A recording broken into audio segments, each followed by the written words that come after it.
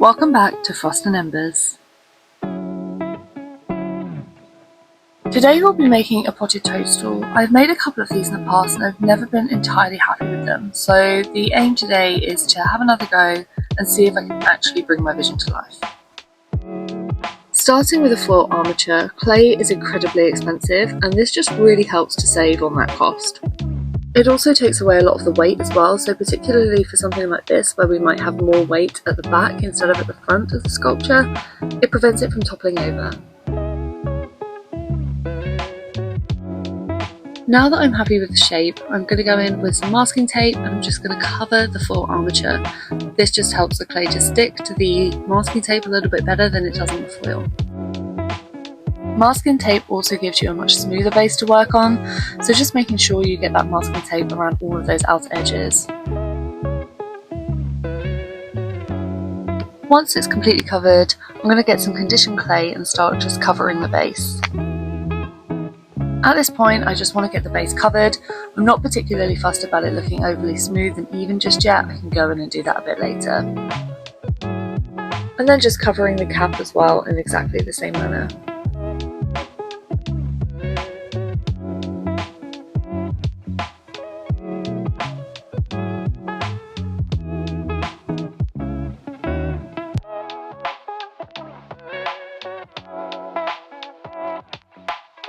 Once everything is completely smoothed out, I'm going to go ahead and attach the two together with a snake of clay. Using my medium size ball stylus, I'm just going to go and blend that through. I want my mushroom to be looking slightly upwards, so I've tilted the cap back ever so slightly. This then creates a bit of an issue as I couldn't get around the back with my medium size ball stylus, so I just go in with the end of my normal tools.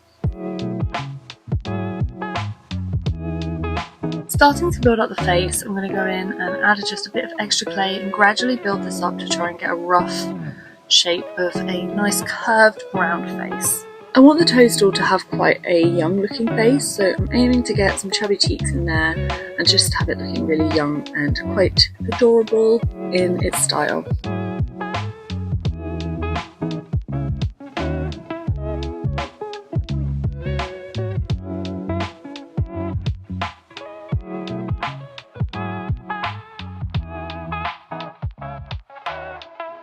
I then reinforce the bottom a little bit more just so that it has less of a kind of up and down shape and has a little bit more dimension around the bottom.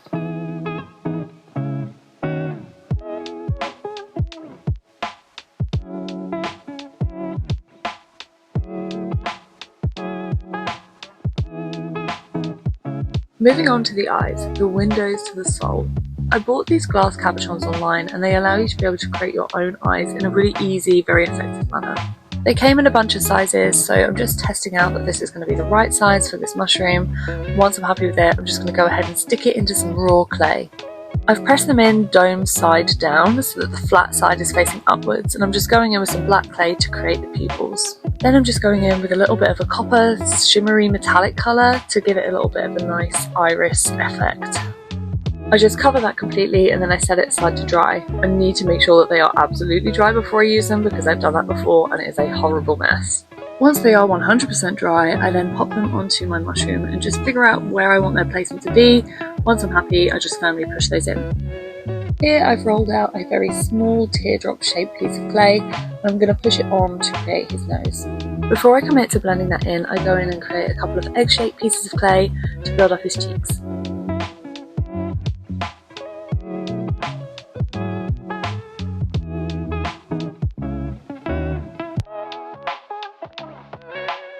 Then it's time to start blending.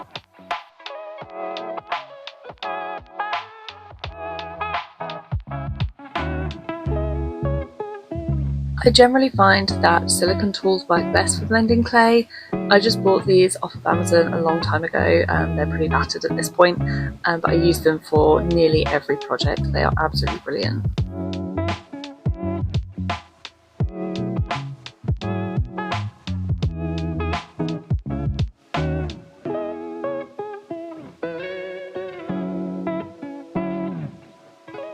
Once everything is blended through, I just go and smooth everything out a little bit using that same silicone tool.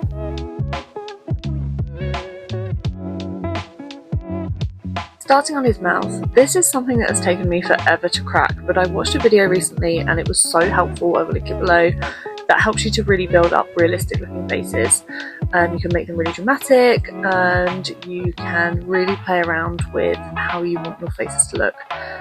But it really saved my life in terms of how to sculpt lips.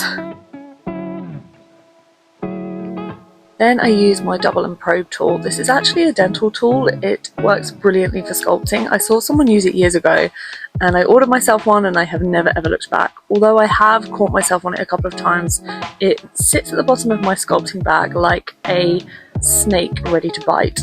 They've been pretty nasty, so if you ever buy one, just make sure that you are very careful.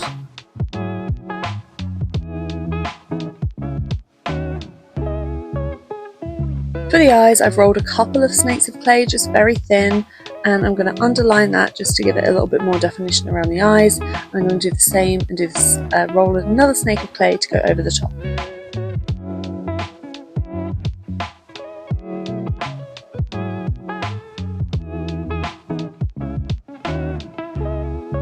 Once I was completely happy, I went in with a little bit of surgical spirit on a paintbrush and smoothed everything out.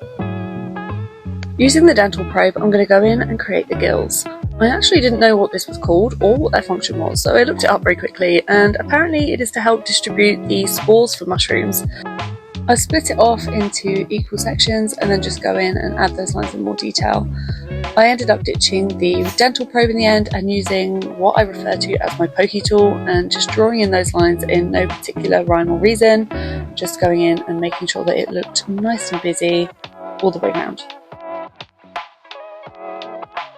I'm now making the ring skirt. Just rolled out a piece of clay. I wasn't particularly fussed about it being equal, as I quite like the look of the ring skirts being uneven. So just go in with a blade and cut that in half. Using the ball stylus tool, I realised this one was slightly too big, so I swapped it out for a smaller one. I just pushed the clay away from it very, very firmly to create a kind of uneven edge.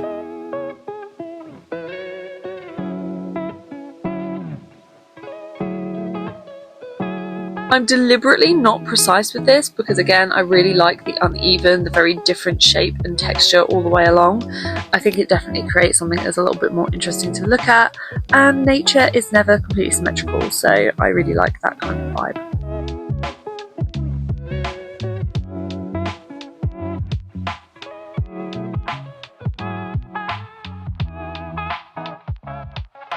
I loosely drape this around the mushroom's, I suppose you could call it, neck, and using the medium-sized ball stylus, I go in and blend that into the main stem. Again, I really wasn't quite sure what this was originally called, so I looked it up and it is called a ring skirt, and the function of it is when the mushroom is growing, it helps to protect the gills and the mushroom spores from getting any dirt or mould on them.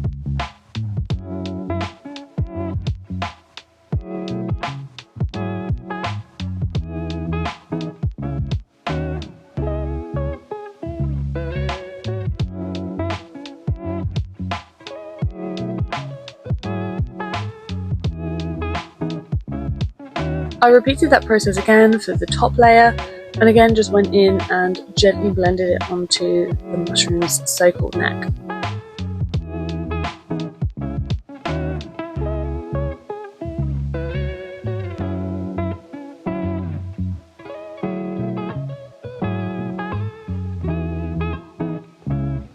Structurally, the mushroom is finished. However, I have not baked it yet because I want to use pastels to colour it. If you bake the mushroom or any project that you create with polymer clay, you cannot paint it with pastels once it has been baked. You have to do this pre-baking. It creates a far more matte effect, and that's what I want to go for, something that's a little bit more realistic instead of the shiny effect that acrylic can leave. As much as I love the finished product when you use pastels, they are very messy, particularly when using a colour like red that is just so transferable, gets everywhere. So I've tried to create a little bit of a sort of, I suppose, a filter in order to catch any powder that is left over, and just completely covering that mushroom cap. I then pop it in the oven to bake and focus on building up its terracotta pot. You could just use the terracotta pots exactly as they are, but I like to make them look a little bit more worn with age. I just think it creates something a little bit more interesting.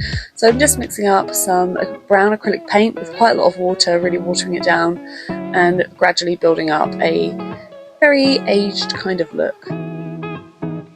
Considering mushrooms are usually grown on forest floors, I wanted to have a little bit of a mossy bottom to this terracotta pot. So I cover it in some Yoo-hoo glue and then go in with some artificial moss and press it into the bottom of the pot.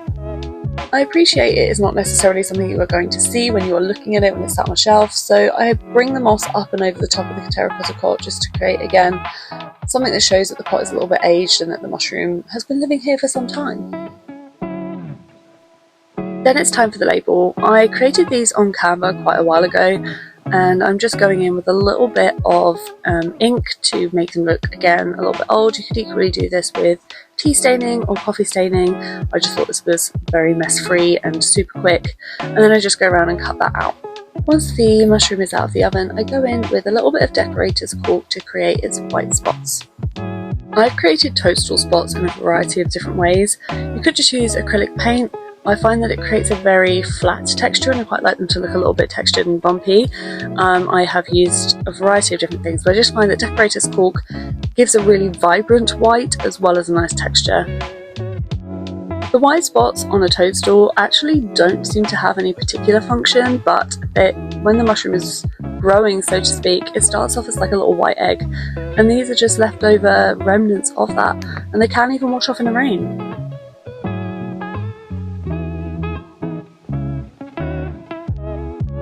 Then all that's left to do is to write the label, so I just wrote Enchanted on the first line and then its Latin name, which I'm not going to try and pronounce, and then I drew just a very quick sketch of a toadstool on the bottom, and then all that is left to do is to stick it onto the pot.